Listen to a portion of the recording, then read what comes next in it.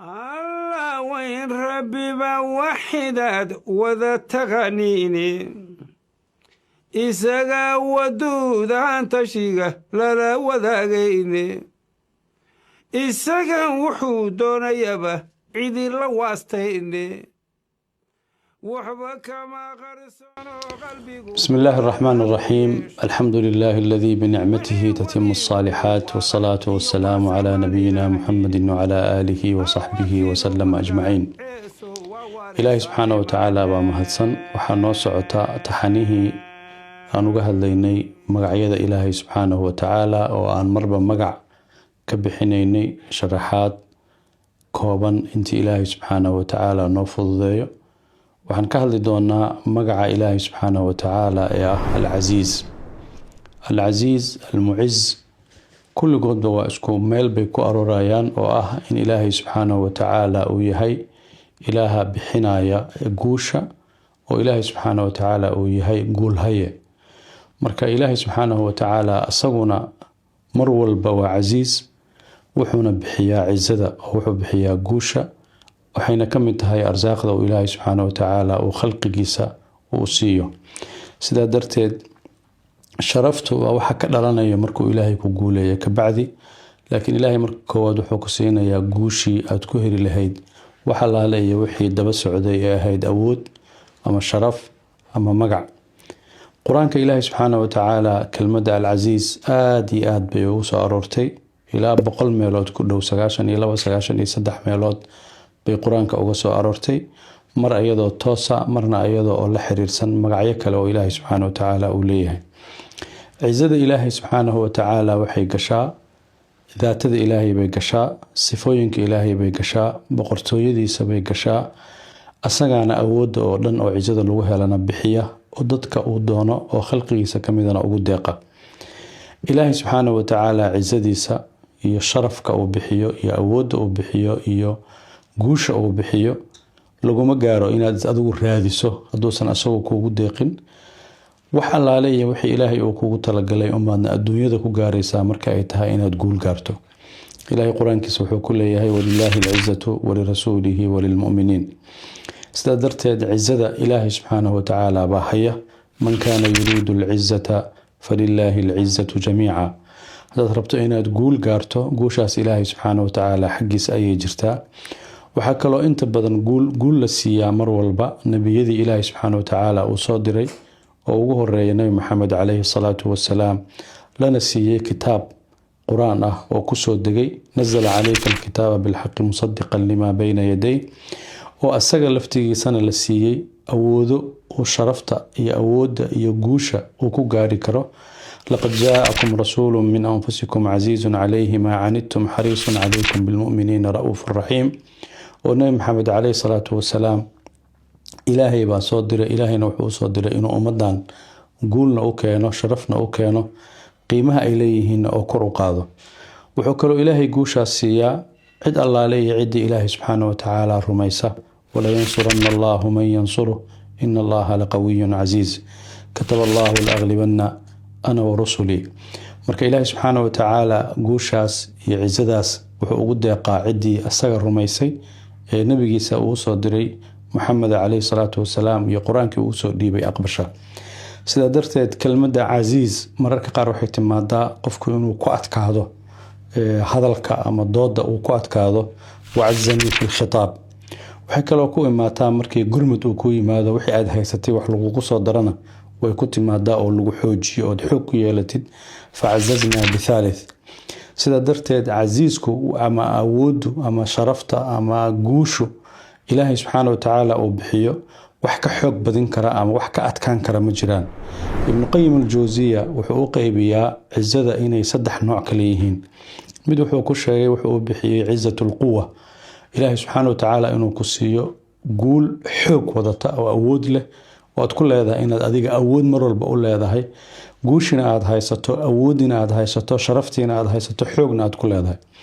wuxuu kaloo sheegaa in qofka la siin karo mararka qaar miduu wax isaga qabto inaad adiga laftigaaga leedahay awood wax isaga qaban karto naftaada iska qaban karto sharta iska qaban karto dadka wax ka qaban karto yani awood adiga aad wax isaga celin karto inaad leedahay wuxuu kaloo sheegaa in la bixiyo awood la yiraahdo awoodda wax qasabka oo mararka qaar adigu aad wax qasbi karto oo waxa rabtid aad wax ku dirqin karto sida darteed ilaahay subxaanahu wa tacaala isaga oo raba inuu na fahamsiiyo kelmadda al-aziiz oo ah inaad guul gaarto awood yeelato markuu ilaahay subxaanahu wa tacaala isaga isku sifeynayo wuxuu raaciyay sifooyin aan looga maarmaynin cizadaas haddii inay la socdaan aan looga maarmaynin sidaa darteed haddii qofku mar walba sida bini aadanka aan u fakarayna aan u fakarno cizada iyo awooddaas keligeed aad haysato waxaa kaaga dhalanaya inay wax badan kaa dhumaan ilaahay subxaanahu wa tacaala marka ereyga ah al-aziiz marka uu qur-aankiisa kusoo aroorinayo marar badan oo ka mid a wuxuu raaciyaa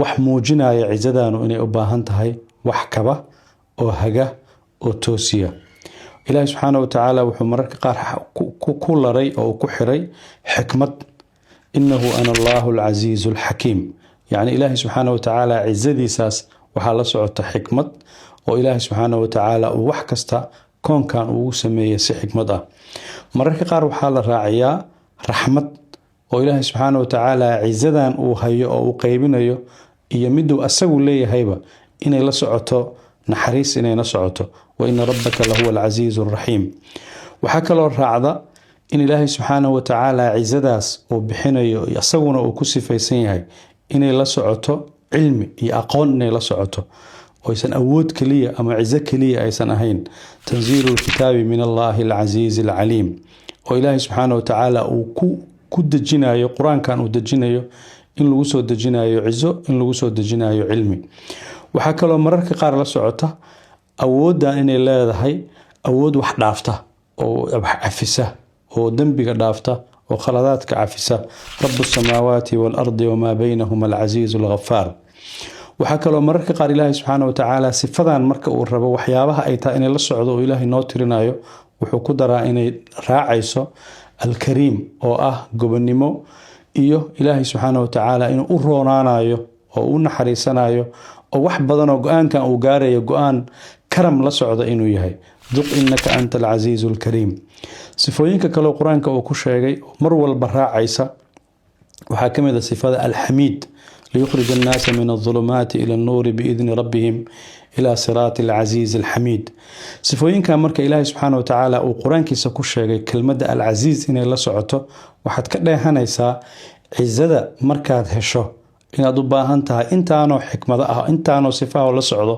إن أتكدو المامشو إن أقوان كدو المامشو إن حكمة كدو المامشو إن أدتك وحو دافتو inaad deeqsinimo ku dulmaamusho inaad awoodda laftigeeda aad u isticmaasho sidii saxda ahayd saa darteed ilaahay subxaanahu wa tacaala marna awooddii cizadii wuxuu siiyaa waxay sii raacdo oo awood u noqonayo allahu latiifun bicibaadihi yarsuqu man yashaa wa huwa alqawiyu alcasiiz faakhadnaahum akhda casiizin muqtadir marka ilaahay subxaanahu wa tacaala marka uu cizada noo fasirayo waxaa la raacinayay waxyaabihii cizadaas hagi lahaa oo qurxin lahaa oo macnaheedu tahay adiga hadaad bari awood hesho ama guul ah hesho waxa koowaad oo laga rabo waxa waaye inaad soo xasuusato aayadahan ilaahay subxaanahu wa tacaala uu naftiisa ku sifeeyey adigana la rabo bini aadanka hadaad meeshaas gaarto inaad dhaqankeedii iyo akhlaaqdeedii aad la yeelato sidaa darteed cizadu xaggee ka timid cizadu waxay ka timid waa deeq ilaahay subxaanahu wa tacaala uu bixiyo walaa yaxzunka qowluhum ina alcizata lilahi jamiica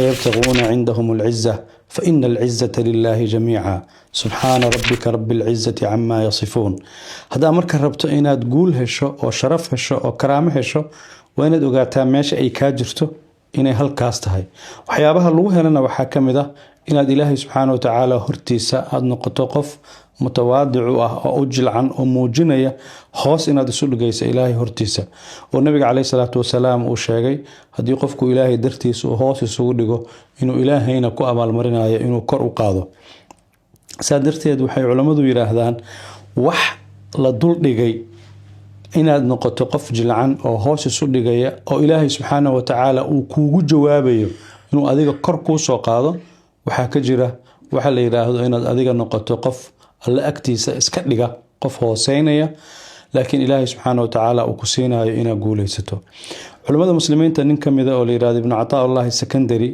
wuxuu yiri haddaad rabto inaad cizo hesho oo guul hesho waxaa ka raadisaa qof cidda aysan agtooda cizada ka dhammaanin. يعني haddaad rabto inaad cizo hesho cizadaas waa inaad u doonataa cidda aysan agtiisa cizada ka dhammaanin. cizada marka waxaa laga rabaa laba dhinacba inaad ka raadiso cizadii oo laba dhinacba aad cizo u yeesho. dhinac baa waxa loo yaqaano awoodda ruuxiga oo ay naftaada u baahan tahay. naftaada si ay cizo u hesho waa inaad marka hore adiga tahay qof toosan oo alla xaggiisa ka hanuunsan. midda labaadna waa inaad tahay qof noloshiisa ku dhisan kalgacaltooyo oo dadka khayr iyo wanaag u rajaynayo. tan saddexaadna waa inaad adiga tahay qof deganaansho iyo xasilooni oo ay ku jirto inaad alla hortiisa tahay qof is jilcinayo. saddexdaas markii laga helo waxaad naftaadu ruuxdaadu waxay helaysaa inay u diyaarsan tahay cizadii. waxaa kaloo la rabaa inaad cizada ku dhex abuurto oo jidkeedii u raadso. jirkaaga laftigiisana waa inuu cizo ku noolyahay. haddii ruuxdii ay yeelatay cizo jirkaagina waa inaad sharaf iyo guul u yeesho. jirkaagu marka xagee buu ka helayaa awoodda iyo cizada? wuxuu ka helayaa marka koowaad inuu wax cuno iyo inuu wax cabo. awooddaas wax cunidda iyo wax cabiddu waxay ku siinaysaa in jirkaagu uu toosnaado oo uu taagnaado. kuluu min tamarihi idaa athmara wa aatuu xaqahu yowma xasaadihi walaa tusrifuu. waxaa kaloo la rabaa nolosha ilaahay subxaana wa tacaala wixii uu ugu talagalay inaad ku raaxaysato ayadana si aad cizo iyo karaamo iyo sharaf u hesho. haddii aad xaas xalaala leedahay inaad ku raaxaysato, haddaad xoolo haysato xoolahaaga inaad ku raaxaysato. saa darteed waxaa laga rabaa macaanka nolosha yaalla laftigeeda inta ilaahay kaaga baneeyey inaad ka qaadato. hunna libaasun lakum wa antum libaasun lahunna. waxaa kaloo la mid ah awoodda uu ilaahay subxaana wa tacaala adduunyada kugu siiyo laftigeeda waa inay ayadana adiga kaa muuqato oo aad si cadaalada ugu dhaqanto oo sharafteeda iyo karaamadeeda ay kaa muuqato. waxaan hore usoo sheegnay marka haddaad rabto inaad cizo gaarto waa in adiga anshaxaaga iyo dhaqankaaga wax ka bedesho oo ay ka mid tahay inaad qof alla agtiisa isu jilciyo inaad noqoto. khalqiga hortiisana qof aan iskibrinaynin oo isla weyn inaad noqoto. qof dadka cafinaya inaad noqoto. saa darteed waxyaabaha barakooba waxaa ka mid a xooluhu waxay ku barakoobaan in la baxsho. cilmigu waxay ku barakoobaan in la bixiyo.